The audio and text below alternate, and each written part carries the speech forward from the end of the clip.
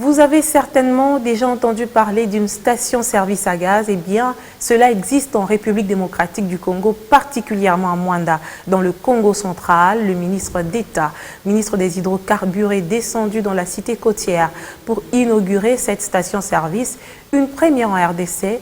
Et les premiers bénéficiaires sont les véhicules de la société pétrolière Perenco. La station-service en image est une station-service à gaz implantée à Mwanda dans le Congo central.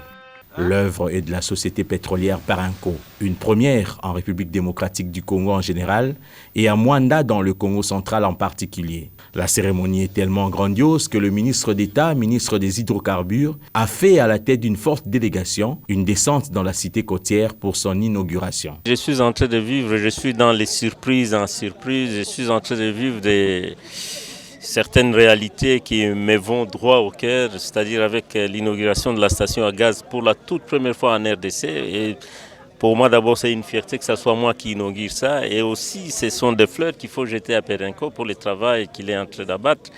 Parce qu'à la fin, vous savez, nous avons beaucoup de blocs de gaz qui traînent encore, qui sont disséminés à travers la RDC, plus particulièrement dans la province du Nord Kivu, avec les lacs Kivu. Et puis même dans les lacs Tanganyika, Edouard est partout. Cette station est dotée de détecteurs de gaz, d'extincteurs, de vannes de sécurité et des règles sont strictes pour les opérateurs et utilisateurs. Elle est située à 4 km de la centrale de Kinkazi, d'où vient le gaz. Nous avons beaucoup de projets pour soutenir la production pétrolière nationale. Et un des projets effectivement qui nous tient beaucoup à cœur est la valorisation de nos ressources gazières. Et le projet de centrale à gaz est un projet phare justement pour valoriser ces ressources gazières et transformer le gaz en électricité de manière à alimenter à la fois des grands clients industriels au Katanga, ici au Congo central, mais également pour développer toujours plus la zone de Mwanda.